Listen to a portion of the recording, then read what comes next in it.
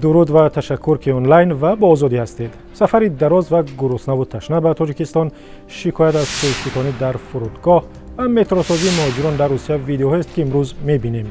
درباره دعوای مادری هم صحبت می‌کنیم که میگوید پسر بیگناهش را قاتل نشان می‌دهند. 3 روز در اتوبوس گشنگی داشتیم. اگه گشنگی اسمش که خوب است. این جوانان از شرکت شکایت دارند که آنها را با وعده زود رساندن به دوشنبه از مسکو گرفته است و 3 روز است در یک جا منتظرند و حرکت نمی‌کنند. میاره جواب نمیگه بو. نمی‌دونی 3 سوت قبل نه بچا کوین هم حالی افهمشون بی همه داینام قرق جو میشن. با سبب گران بودن قیمت بلیط هواپیما وقت‌های اخیر مهاجران هرچه بیشتر با اتوبوس که ارزان‌تر است حرکت می‌کنند، ولی چنین شکایت‌ها هم زیادند که هنگام سفر شرکت‌های نقلیاتی برخلاف وعده برای مهاجران شرایط مناسب را فراهم نمی‌کنند.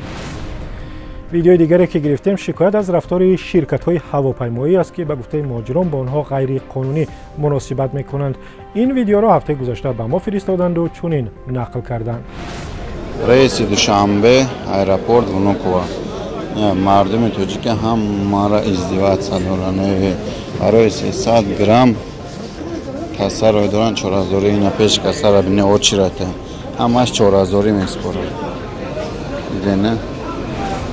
از این فرودگاه می رویم به فرودگاه دمدیدوا که آنجا را همین مهاجران تاجیک می سازند. بچه‌های تاجیک به ایرپورت دمدیدوا بیتون رفته‌اند. خشته خیلی رو مستر زنی شنیدن کامرا کنم شوخ دلارای تو کلا بدفتر. مهاجران نه تنها در روسیه فرودگاه می‌سازند، در بسیاری از ساختمان‌های این کشور سهم و نقشی دست آنها نیست است، از جمله در ساختمان متروها که بعداً شاید خودشان را هم ماموران میلیسا در داخل آن بازداشت کنند. ما در شهر مسکو کار می‌کنیم.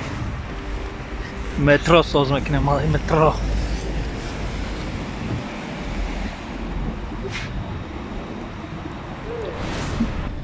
نوبت به در دیدیل و بحث شما رسید درباره موضوع و گزارش‌هایی که رادیو آزادی چند روزی گذشته داشت. گزارش درباره شکایت مادر یک نورس گمانبر به قتل که میگوید بی اساس پسرش را قاتل مینامند بحث زیادی را در وبسایت رادیو آزادی برانگیخت. در گزارش وزارت کارهای داخلی که در تلویزیون دولتی تاجیکستان بار دوم است نمایش داده می شود، نورس 15 ساله نقل می کند که چطور با تبر 2 نفر را کشته به دریا پرتافته است. سهراب در این باره نوشته است: مادر است، نمیخواهد به جنایت پسرش باور کند، ولی در ویدیو دیده می شود نورس با خونسردی نشان میدهد که چطور 2 نفر را کشت. کاربری که خود را معرفی نکرده است با اشاره به کارمندان میلیسا گفته است اینها چگونه آدمند، چگونه مسلمانند، بچه 15 ساله را تهدیدی تجاوز میکنند. او افزوده است اینها چگونه انسانند که نورس 15 ساله را اینقدر عذاب دادند فقط برای پرونده و آمار. کاربر با نام رستم گفته است صاحب تجربه کاری در این ساحه است و باور دارد که نورس 2 نفر را در ورزاب کشته است. او افزوده است وقتی که نورس نام گناهکاران اساسی را پنهان می‌دارد بگذار جزایش را بگیرد. من از تجربه کاریم میگویم از نشانداد ویدیوی معلوم است در کشتار دست دارد. کاربر دیگری که خود را شبنم معرفی کرده است در وبسایت آزادی.org نوشته است من باوری کامل دارم به این نابالغ هر ظلم را روا دیدند. اگر این جوان را رها کنند بعد به عدالت باور دارم، وگرنه مردم میداند چه ظلم به این جوان کردند. در پایان برنامه پیام یک مهاجر جوان تاجیک را میخوانیم که از طریق واتساپ به رادیو آزادی فرستاد و چنین میگوید: ما در یک فرم 80 نفر کار میکنیم، همه ما جوان هستیم و مزد کارمان ناچیز است. همه ما از ابله و گریخته اینجا آمدیم.